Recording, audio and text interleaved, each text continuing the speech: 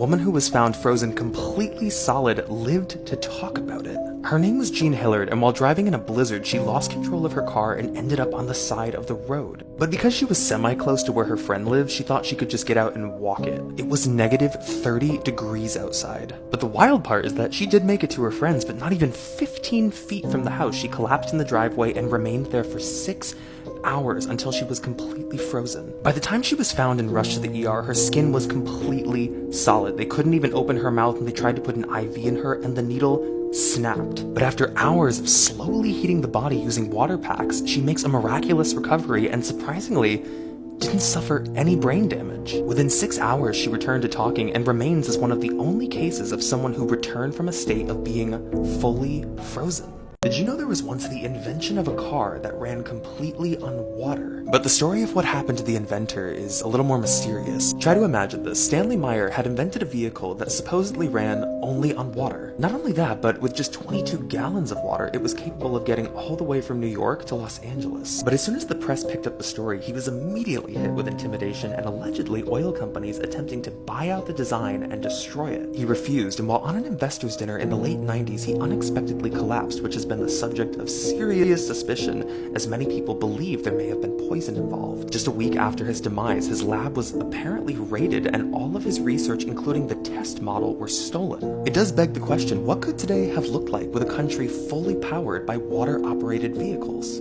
Tell me of an unsolved case that is eerier than this. Dylan Parker was a college student who was headed to a party in a rural part of Idaho on a winter night. He had been texting his mom all night, and there was a plan that she was going to come pick him up at a gas station he would have to walk a mile to because this place was pretty far in the woods. But he never showed. Of course, she reports this to the police, and after a week of searching, his body is found by accident in the woods in the complete opposite direction of where he was supposed to be walking. Here's the unsettling part. So Dylan was found with a ton of scratches on his body, like he had been through some really rough wooded areas, but he was wearing no pants and had no shoes, but his socks and his feet were completely clean. Even stranger, no footprints in the snow. We have no idea how he got there. His remaining clothing has never been found, and an examination determined he ended from hypothermia. At the time, the deputy coroner spoke out, and he insisted that despite there being no footprints, the scratches on his body were consistent with someone who was carried through the woods. We are looking at the creepiest graves in the world. For most of us, graves keep people buried below ground and we don't have access. But imagine a grave with a custom set of stairs that could take you to a window to see your loved one. Distraught over losing her daughter in the 1800s, a woman had a custom staircase built so she could travel below ground and look at her whenever she wanted. And because her daughter was scared of thunderstorms, the mother could always be seen at the grave anytime it was raining. We've all heard of the post-mortem mask, where one immortalizes the face of the person who has passed by getting one final imprint of the body. This tombstone is the resting place of the 3 daughters of Isaac Nettles. Although we don't know what led to their demise, it's believed that he imprinted their faces in sand, filled it with concrete, and then constructed this stone.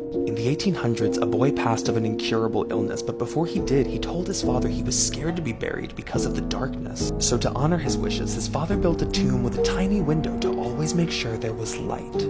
I will never fully understand the disappearance of Brandon Swanson. So Brandon had just finished up his freshman year of college out in Minnesota, and he attends a party on the evening of May 14th, 2008. He's reported to have left the party sometime around midnight and heads to his family home, which is about 30 miles away, and for an unknown reason, he takes a back road. But at some point on his drive, his car ends up in a ditch, so he calls his parents to come pick him up, but he has to give them very specific instructions because, again, he's on a back road. But by the time they get there, they can't find him anywhere, so he gets back on the phone with them, and he says he thinks he can see their car lights in the distance, so he's gonna get out, he's gonna walk to them. He stays on this call for 40 minutes just walking through the dark towards this light, and then unexpectedly interrupts himself and just yells, "Oh shit." These were the last words his parents had ever heard from him. It's believed Brandon was actually 25 miles away, and despite search efforts, he has never been found, and no one knows what it is that he saw. There has been a home fragrance spray sold at Walmart that has been linked to several people falling ill, 2 of which who did not make it. Roughly a year ago, a string of mysterious illnesses plagued patients across the US that prompted a multi-state investigation, which has now tied it back to this home aromatherapy spray. It was found that a rare and dangerous bacteria had contaminated these products, resulting in a series of severe symptoms, including fevers, loss of appetite, nausea. And for several of these patients, symptoms went well beyond that. Patients who suddenly could not walk, they could not speak, and 2 of which who who have passed. The retailer has issued a full recall on all of these products sold in stores, and they are cautioning anyone who may have these in your home, discard them with the bottle intact and outside of the house. But what's terrifying about this is that despite a rigorous set of operations for quality control to prevent this, it somehow slipped and ended up in a very everyday product. A product that we may have sitting in our kitchen or our bathroom. This is the eerie story of the medical student who went missing and has never been found. This is Brian Schaefer. He was a 27-year-old med student studying in Columbus, Ohio in 2006. On the night of March 31st, spring break had just started, so he ends up going out to a bar with some friends in Columbus, but would never make it back. So his friends had just assumed that maybe he left with somebody or he just went back on his own, but security camera footage told an almost unexplainable story here. Just after 2 a.m., Brian is caught on security camera talking to two unknown women and then is seen re-entering the bar, but never comes back out. There are no other public entrances or exits to this bar, so we don't know what happened to him after this. He was reported missing within days, and of course the bar fell under suspicion because how do we explain this? But they were eventually cleared, as were his friends, although one of his friends refused to take a lie detector test concerning any questions about his disappearance. To this day, we have no idea what really happened to him. A Florida woman has been found after wandering through the sewer system for weeks. So this all started when 43-year-old Lindsay Kennedy had wandered off in a state of paranoia and psychosis. When she suddenly thought law enforcement was approaching her, she became irrational and hid in the drain system but could not get out. But her family tracked her phone by using an emergency ping that led them to this drain entrance, and they knew this was it. She had to be in the sewer system somewhere. So what they did was they went to every sewer opening within a radius and they dropped down food and water in hopes that she would survive. After 20 days of her wandering through the sewer system in the dark, she has finally been found and is apparently in stable condition. This is one of the eeriest YouTube channels you are ever gonna see. In what first caught the media's attention years ago, it appears to be just an average guy who turns on the camera, sits, and smiles in silence for hours. And he has hundreds of these videos. His face begins to twitch, his eyes wander, and he's even been seen crying in these videos. But the question everyone wanted to know is, why? And who is he? It was later revealed that this is an ongoing performance art piece, but the level of commitment to this silent smiling routine is unnerving. So committed that in one video, he captures an unknown man entering his apartment, and he doesn't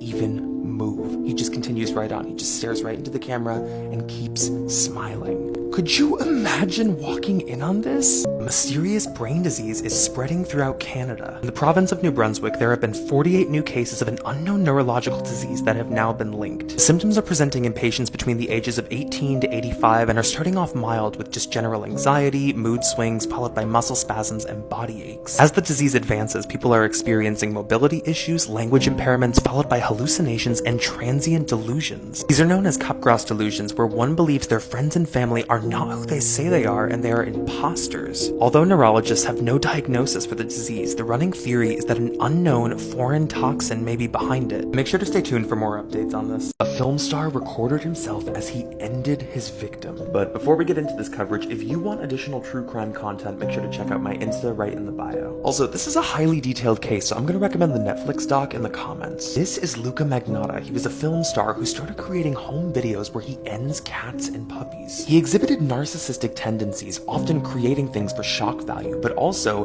creating his own fan pages and even photoshopping himself into lifestyle shots. But things get much darker when he lures college student Jun Lin to his apartment for a grinder date. He's then given sleeping pills, finished with an ice pick, and then torn apart by Luca, all while on camera. At the time the scene is found by police, Luca had left this message written on the wall. This prompted a massive manhunt, but Luca was well versed in living off the grid and concealing his identity. But he was eventually caught in an internet cafe when someone sees him researching himself. Luca was arrested and remains incarcerated.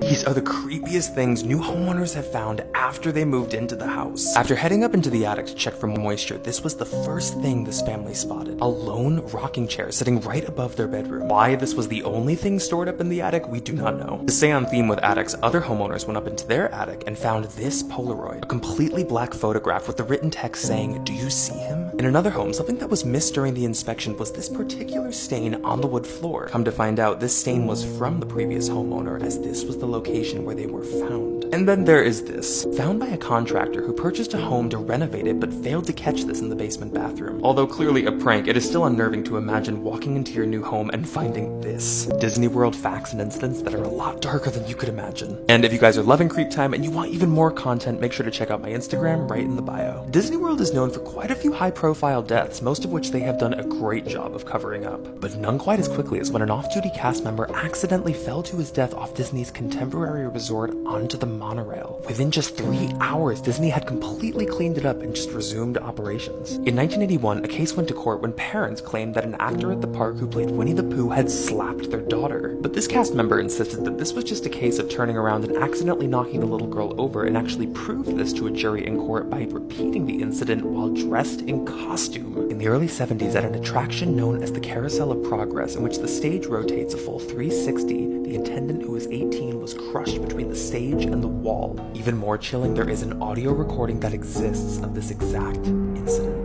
A group of scientists have recently concluded some testing which they believe reveals what our final thoughts are as we die. And it's kind of beautiful. But before we get started, if you want additional creepy content, make sure that you check out my Instagram right in the bio. So this group of doctors completed an EEG test where they measured brain activity for a patient who was 87 years old who had just been declared dead for 15 minutes. What the test found was a massive amount of very specific brain waves known as gamma oscillations. These brain waves are consistent with what doctors believe correlates to the phenomenon of your life flashing before your eyes. Your mind just replays the most sacred and core memories you have as the brain begins to shut down. But it can bring us some peace of mind to know that as the people we love pass, their minds fill with the most beautiful and happy memories of their life. Does something about this person look a little off to you? Or this person? Or any of these people? The reasoning behind why or why not is a little harder to digest, as not a single person here is real. Every single picture is an amalgamation of information of what a computer believes a human's face looks like, and it created these AI images. But the reason it's eerie is that most of these pictures actually surpass that of the uncanny valley, where we can tell that something is going for human, but it's not. Most people would accept these pictures at face value to be real, as the technology behind them is becoming so sophisticated it's outsmarting our own firewall to determine what is human and what is not. Almost completely indiscernible of any of these pictures, and even of me. Fire emergency. Please don't talk this listen. I'm sorry I killed that girl. I stabbed her 40 times. Kimberly Compton was the first one. Oh my shame. I don't know what's the matter with me. I'm sick. I'm gonna kill myself, I think. Where are you? I'm just gonna... If somebody dies with a red kid on it, it's me. I killed both of you. I'm sorry.